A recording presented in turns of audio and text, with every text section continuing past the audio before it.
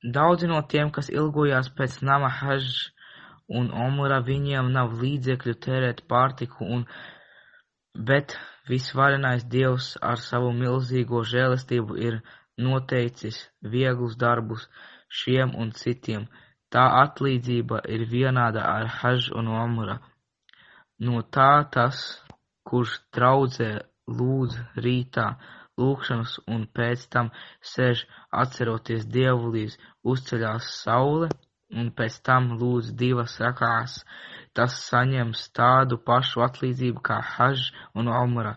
Pilnīgs ik viens, kurš attīrās savā mājā un pēc tam dodās uz Gubas mošeju un tajā lūdz lūgšanu, saņem Omras atlīdzību. Ramadāna ir līdzvērtīgs Hadž ar pravieti, lai Dievs viņu svētī un dod viņam mieru. Ik viens, kurš šķīstoties iziet no savas mājas uz rakstītu lūgšanu, viņa atlīdzība ir kā svētceļnieka atlīdzība ihrām.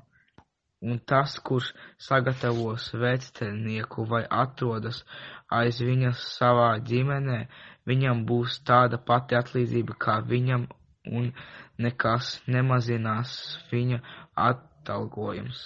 Starp darbiem, kas ir līdzvērtīgs Hadžam un Omrai, un gandrīz neviens nespēj tos paveikt, 33 reizes aiz katras lūgšanās ir pagodināts, uzslavēt un izskanējis pēc Abu Huraira pilnvaras, lai Dievs būtu apmierināts ar viņu.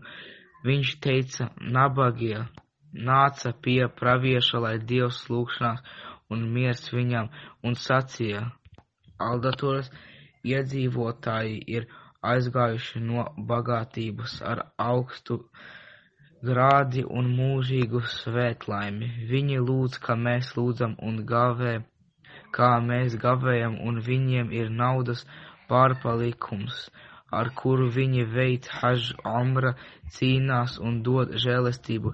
Viņš teica, vai es jums neteikšu, ja jūs satverat tos, kas bija pirms jums, un neviens tos nerealizēja pēc jums, un jūs bijāt labākais starp jums, izņemot tos, kas dara to pašu, jūs pagodināt, slavināt un pagodināt aiz katras lūgšanās 33 reizes.